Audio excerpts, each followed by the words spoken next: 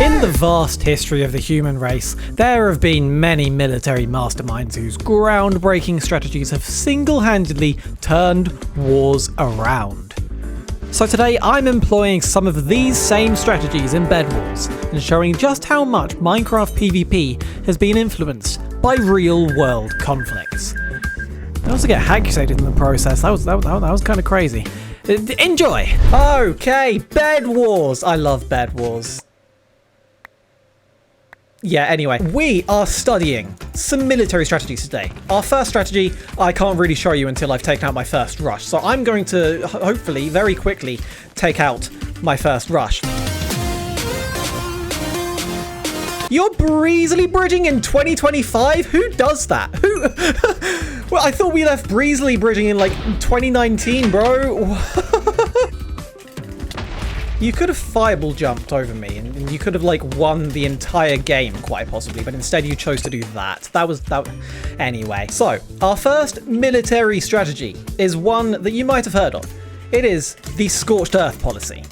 So basically it was made most famous, I think, by oh, that is so unlucky. His bed just got destroyed as he fell in the void. It's made most well known by the Russians, who used it against Napoleon when he tried invading in the winter. It was a bad idea. It went badly. So the scorched earth policy basically is taking all the resources in your own land so that the advancing enemy army gets nothing basically and runs out of supply. So what I'm doing here is I'm going around and taking everyone's supplies, all their diamonds and emeralds and stuff. It's a bad analogy, but it's the best I can come up with. But now I'm rich. And Blue is not rich. And you know what? I can do some more scorched earth here. If he tries to come from his base, he's not gonna have much stuff in red gen there. So like, you know, that earth is scorched. But of course, Napoleon was not the only person. I don't have a bridge there. But of course, the Russians, I stand corrected, are not the only people to make great use of that strategy.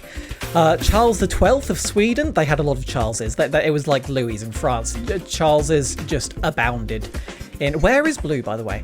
But Charles XII of Sweden made good use of the scorched earth policy. And then actually the Russians, again, used the scorched earth policy against a certain angry moustache man who I don't know if saying his name will get me demonetized, so we'll call him Mr. Hilter, like in that one Monty Python sketch that definitely would not be made today. Where is Blue? But Mr. Hilter, during Operation Barbarossa in like 1942-43, he tried invading Mother Russia. Now you see, he did not learn from Napoleon's mistakes. Instead, he just went in, guns blazing, quite literally, and the Russians just scorched the earth, and his armies ran out of supply and fucking died at Stalingrad. So, yeah, we are definitely not getting obsidian. We are definitely not. This is probably a strategy, actually. This is not something I had on my cards, but let me have a little think. We've kind of got some propaganda going on with the layer of wool over the top, so they can't tell what it is. I don't know. That's the best I can come up with.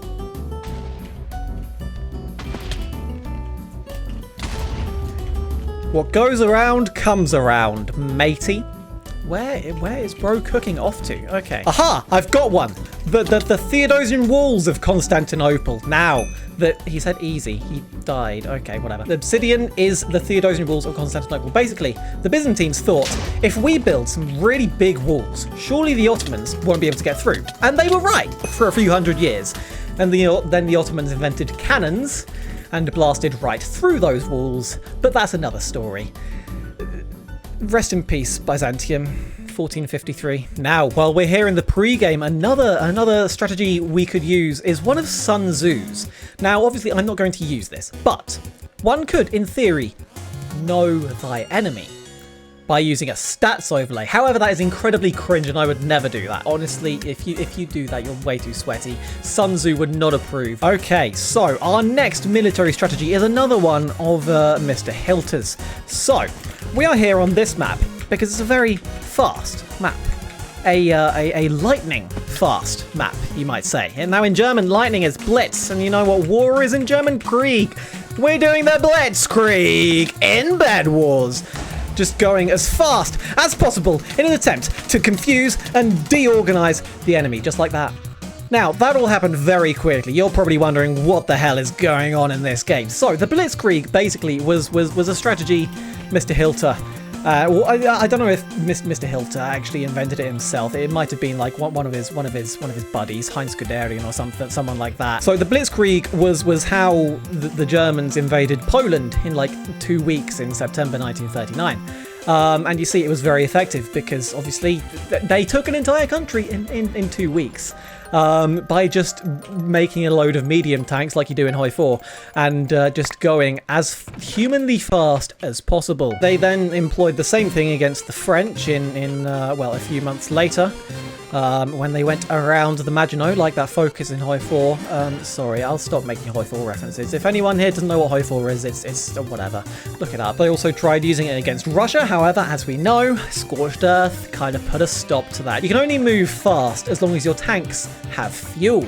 And you see what the Russians did? You know, they burned all their fuel and stuff that... And their railways and stuff that could have been used to get more fuel to the German tanks. Pink just called someone a neek, so this is another part of Sun Tzu's Know Thy Enemy. I think we can establish quite easily that they are not any good. They probably have the IQ of about a goldfish, if we're being generous. Anyway, we also have Obsidian now, which, as I say, Walls of Theodosius, no, Walls of Constantinople, blah, blah, blah. Let's hope there are no Ottomans in this game. Now, you see, the thing is, I quite like finals, so we're going to try and get the final. You're going to come in and one-tap him, you prickety-prockety bastard! Okay. Ow. I'm quite low, actually. No M's for you. Okay. Are they called fashion with a C instead of an... Dear God, this guy is disgusting. Blue Obby? How the f does he know that? How does he know that? Wait, my bed is literally fully covered. Is it not? Am I stupid? Oh, and Great Aqua's coming now. Okay. Now, this is a strategy known as an alliance, which isn't really a strategy. It's just a thing people do because it's normally very convenient. Balls, this is not actually ideal. As a matter of fact, you're quite wealthy, but you're also shit, so that's kind of fine, actually, I dare say. See, this is the issue with Blitzkrieg. It only works as long as you're actually doing it. And you can't really do it if you're going slowly because people are, like, you know, being annoying and in the way and just not ideal. That's not ideal either. What I should probably do is just gear up as well. However, I'm very stupid. So, how many fireballs do you have? He's gone invis, hasn't he? I don't see Pink. And he can't have got out of his base there. So, I'm assuming he's waiting to pearl on me or something. Oh, meanwhile, Aqua's over there. Okay, you know, I'm just going to stay at my base, I think. I just need to kill Aqua. That's what I need to do. They're moving slowly. I assume they're invising. They're invising. Look at that.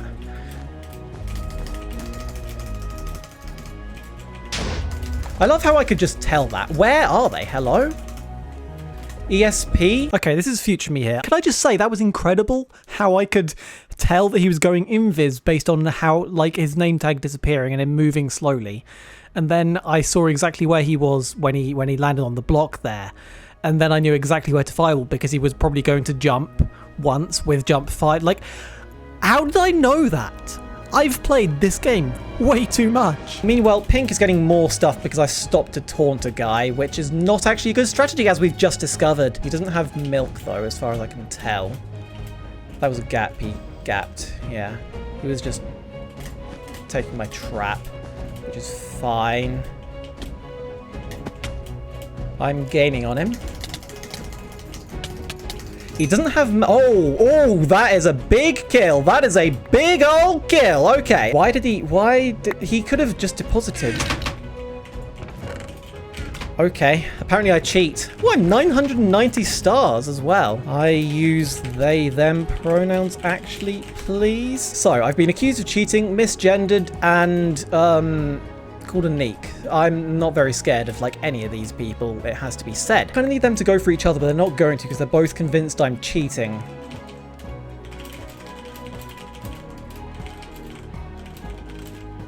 I'm getting beamed. Oh, someone's here. Hello. Someone forgot their milk, didn't they? I don't actually have another diamond, so that's not ideal. He's going to call me out for cheating again, probably. You are holding a... sword. I don't get how they can possibly say I'm using ESP when they're just shit at using invis. I'm just gonna stop. It's not worth my time.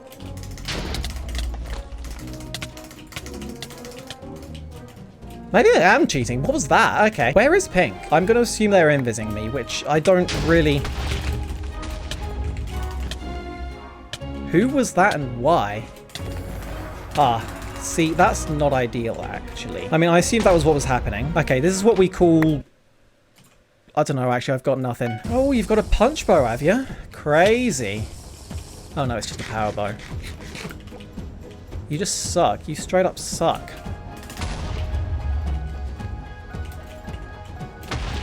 Are they actually going to cross-team? No. Good. Because that would be bannable, unlike what I'm doing, which is being legit. Where's pink gone? Where has pink gone? Where has pink gone? Brother.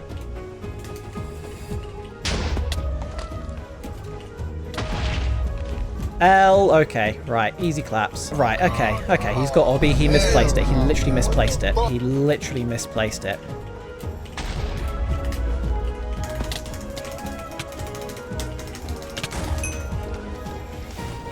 Lamau.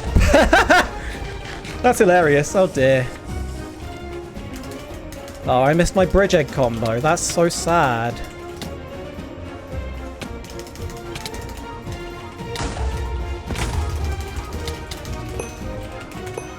Oh, it's 2-3. It's 2-3. It's actually 2-3.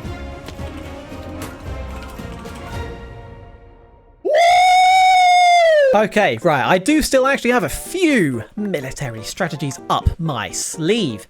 So, in this game, we're going to hopefully look at a feigned retreat. Now, I'll explain more about that if we get there. When we get there. Let's say when, because we're so going to get there. We're not going to get flown on, HACKUSATED, cross-teamed on, balls.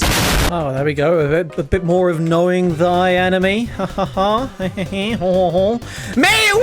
Oh dear, I've been recognized. Now, this is a military strategy they call feigned. It has nothing to do with the military. I don't know where I'm going with that. Now, here is a strategy employed in both the world wars. Something called a reconnaissance by fire. And that was what I just did with the fireball there. I was seeing if this guy was prepared. Oh, oops. So basically, during trench warfare in the world wars, you'd have you know, it would be very static. So from time to time, you'd launch a shot or two into the enemy lines to see if they were still there, if they were, like, you know, prepared or anything, or like, you know, just to see what the situation was. Now, that fireball showed me. It showed me that that guy was not prepared. He had no clue what was going on. So I was able to just go in, take his land, take his bed, you know, and overall a very marginally not very effective use of that strategy. Do you actually just want to screeny? Okay, if I die, I'm going to be very angry. Pwah! Okay. Okay, we can't see him. Reconnaissance by fire. Okay, failure of the strategy, but it's fine. Can I place blocks like anywhere here? Bye-bye. Okay, cool. Now, what we can do here is our feigned retreat. You see, I'm going to make him think I'm running away, just to build up his confidence. Like the Normans did at the Battle of Hastings in 1066. So, basically, how did I get someone on fire there? Oh my god, that was going to be so smooth. So, in 1066, basically, the Normans were like, were the invaders, you know? You had the English, you had the Normans led by William the Conqueror. And what the Normans did was they pretended to retreat. So, the English, they were mostly made up of levies, inexperienced soldiers, because Harold Godwinson, his forces were stretched very thin. Because he previously, like the week before, he'd been fighting the Norwegians at Stamford Bridge. So, they came back down south to Hastings.